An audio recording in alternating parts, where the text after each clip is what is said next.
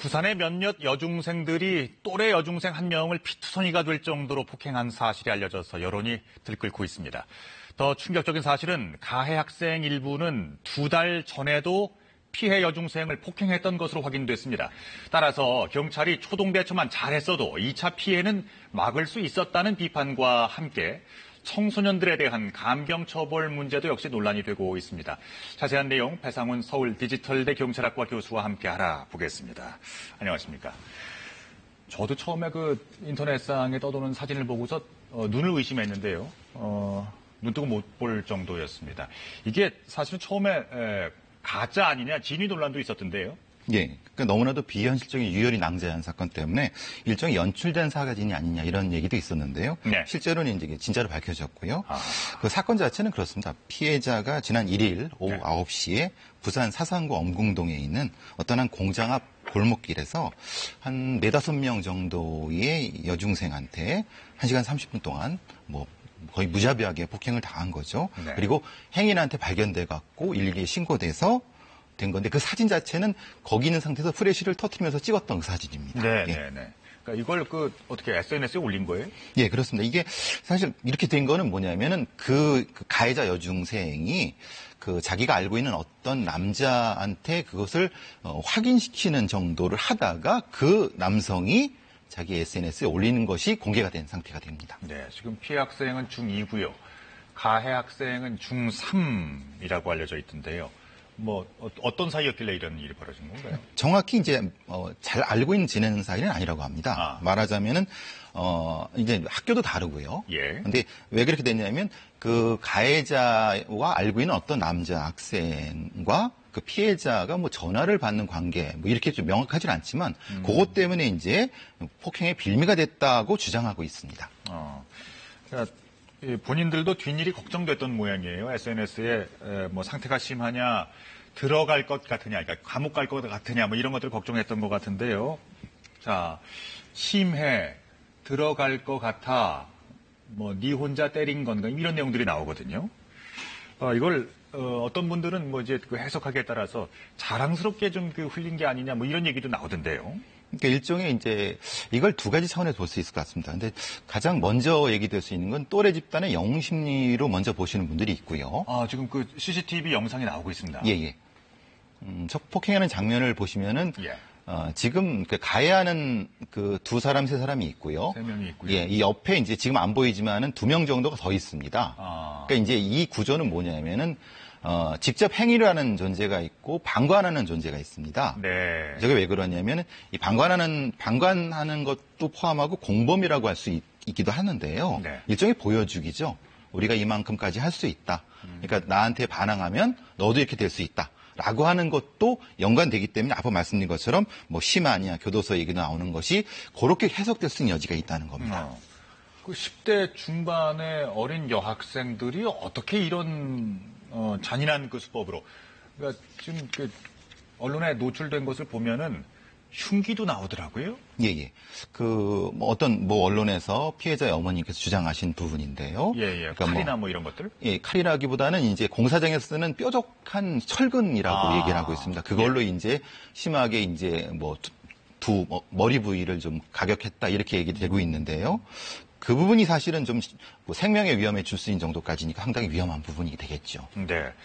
사실 이제 어른들도 이런 상황을 가끔 이제 이게 만날 수가 있는데요. 피해자에게서 이렇게 출혈이 있다거나 선혈이 낭자거나 그러면은 그 본인도 좀 놀라잖아요. 네. 그럴 법한데, 그러니까 이제 합리적인 예상을 할 수 있는데요. 이게 죄책감이 그렇게 있어 보이진 않는다는데 더 큰 문제가 있는 거 아닐까요? 만약에 가해 학생이 혼자였다고만 그랬을 겁니다. 이게 이제 집단 군중 심리고 이게 또래 집단의 어떤 경쟁 서열 관계라고 있습니다. 예. 그러니까 그 서열 관계에서 우위에 서려고 하는 과정에서는 보다 더 많이 폭력을 하는 집행하는 사람이 우두머리가 되는 거죠. 이걸 보통 이제 이런 이론에서는 지배성 이론이라고 하거든요. 예. 그런 행위를 보여주면서 내가 그 집단의 우두머리가 되려고 하기 때문에 서로 경쟁적으로 폭력이 높아집니다. 역치가 높아지기 때문에 저런 상태가 되는 거죠. 누가 말리지 않습니다. 그러니까 더 높아지는 폭력이 되는 겁니다. 예. 그러니까 혼자 이외에, 그러니까 여럿이서 무리를 지을 때 더 위험할 수가 있겠군요. 그렇습니다. 예. 지금 피해를 당한 학생의 상태는 어떻습니까? 네, 다행히 생명에는 지장은 없고요. 상당히 문제가 되는 것은 아직까지도 이제 그 잠만 자고 있다고 하고요. 그러니까 공황 상태가 될 겁니다. 네. 그리고 상당히 신체적인 후유증이 있는 상태라고 얘기를 하고 있습니다. 예. 근데 피해 학생의 부상 정도가 처음에 경찰이 얘기했던 내용보다 더 심했단 말이에요. 왜 차이가 이렇게 있는 거죠? 사실 그것 때문에 그 경찰의 초기 대응이 마치 좀 축소하려고 하는 것이 아닌가. 네. 예를 들면은 이런 거죠. 예. 그러니까 쌍방 폭행 정도, 어떤 이런 정도로 축소해서 이렇게 주장하려고 하는 것 때문에 더 공분을 난 것 같습니다. 예. 처음부터 이것을 명확히 조사를 했으면은 예. 여기까지 안 갔는데 이렇게 좀 처음에는 별거 아닙니다 정도로 얘기를 해버리니까 국민들이 더 공분하게 있는 상태가 된 거죠. 경험적으로 보실 적은 어떻습니까? 육체의 상처는 시간이 지나면 저절로 나을 텐데요. 근데 그 정신적인 외상이랄까 이런 것들은 녹록지 않을 것 같은데 평생 갈 수도 있잖아요. 이 트라우마라는 게 사실은 그 상처가 치료되면 한 3개월 정도 지난 다음에는 치료되는 것 같습니다. 네. 그런데 6개월이나 7개월 전은 갑작스럽게 확 올라갑니다. 그때 자살을 할 수도 있고요. 예. 다른 사람을 공격할 수도 있고요. 갑작스럽게 분노가 폭발할 수도 있습니다. 그렇기 때문에 이런 치료는 최소한 3년 이상씩 꾸준히 해야 되는 게 이 정신적 외상이 굉장히 심각한 부분이거든요. 그렇죠. 네. 지금 이런 폭행의 그러니까 지금까지 밝혀진 이유는 뭔가요? 이게 밝혀진 이유 자체는 그렇습니다. 그러니까 이제 그 가해 학생의 남자친구로 할 수는 없지만 아는 사람의 그 전화를 이 피해 학생이 대신 받았다. 그런데 정확히 논리적으로 설명이 안 됩니다. 왜냐하면 이거는 논리적인 이유 때문에 폭행을 한 것이 아니기 때문에 그렇습니다. 일종의 자기 구역에 대한 침범이라고 할까요? 그러니까 자기한테 굴복하지 않는 것에 대한 보복이라고 할까요? 그런 성향이 더 강한 것 같습니다. 네. 근데 가해 학생들은 자수를 했습니다. 네. 이런 것들이 이제 감경의 요소가 될 수 있지 않겠느냐, 이런 이제 고려가 있었을까요? 아니면 무서워서였을까요? 근데 이제 그 CCTV에 라든가 그것을 직접 본 학생의 전함에 의하면은 네. 자기들이 어떻게 처리될지를 알고 있었다고 합니다. 말하자면 이 정도면 살인 미수가 아니다. 이런 얘기도 하고 네. 이 정도면 안 되겠다라고 하니까 적어도 자수를 하면은 상당히 자기한테 유리할 거를 알고 있었고 보통 이 상태는 구속수사는 안 되거든요. 네. 왜냐하면 소년법 적용이 되기 때문에 그냥 훈방입니다. 그리고 추후 조사입니다. 그러니까 예. 알고 있었을 겁니다. 그럼 적법한 거예요? 부모의 신원 보증을 받고, 그러니까 가해 학생들이 자술서만 제출한 다음에 귀가했다 이렇게 나오고 있거든요. 예, 그거는 이제 좀 안타깝지만은 지금 상황에서는 그 경찰의 그 조치 자체가 불법적 요소가 있다고 볼 수는 없습니다. 왜냐하면은 네. 일단 부모가 신원을 보증을 했고요. 그러니까 도주의 우려가 없다고 판단을 한 거고요. 그리고 실제로 그 피해 학생이 사망에 이를 정도가 아니었기 때문에 그러면은 이게 폭행이기 때문에 증거인멸의 요소는 없지 않습니까? 네, 그러니까 피해 요소. 그러니까 그런 부분에선 그런데, 근데 우리 국민의 감정상으로는 사실은 많이 분노가 되죠. 도주의 우려가 있잖아요. 그렇죠. 근데 이제 부모가, 네. 그러니까 직접 당사자가 보증을 했다 이거죠. 그렇죠. 그런 상태이기 때문에 좀 법에 맹점이 있습니다. 알겠습니다. 예. 이번 사건이 여기서 끝나는 게 아닙니다. 사실은 전에 이제 많이 알려져 있는데요. 이번 피해가 있기 전에 폭행이 한 번 더 있었다는 사실인데요. 화면 보시죠. 지난 1일 또래 여중생들에게 폭행당한 피해 여중생 C양의 부모가 지난 6월에도 경찰에 여중생들을 폭행 혐의로 고소한 사실이 있었습니다. 당시 C양의 부모는 딸이 눈에 피멍이 들 정도로 폭행을 당했다고 신고해 왔는데 확인 결과 당시 신고된 5명 가운데는 지난 1일 C양에게 폭행을 가했던 2명도 역시 포함이 돼 있었습니다. 하지만 2달 전에 폭행 신고와 관련해서는 지금까지 수사가 진행되질 않았습니다. 왜일까요? 따라서 경찰은 초동 대처만 잘했어도 2차적인 피해는 막을 수 있었다. 이런 비판이 나오는 게 당연할 겁니다. 한편 경찰은 이번 사건과 관련해서 집단 폭행에 가담한 여중생 2명을 추가로 입건해서 가해자가 모두 4명으로 늘게 됐습니다.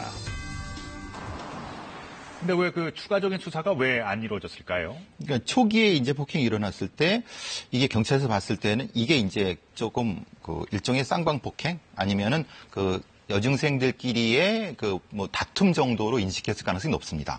사실 그 부분은 간과를 한 거고 사실 매우 미흡한 부분입니다. 정확히 판단을 해서 적어도 피해자에 대한 보호 조치는 했어야 되는데 그게 안 되니까 지금 재차 그러니까 왜 신고를 했느냐라고 해갖고 폭행이 이루어진 것이 아닌가라고 의심을 받고 있는 겁니다.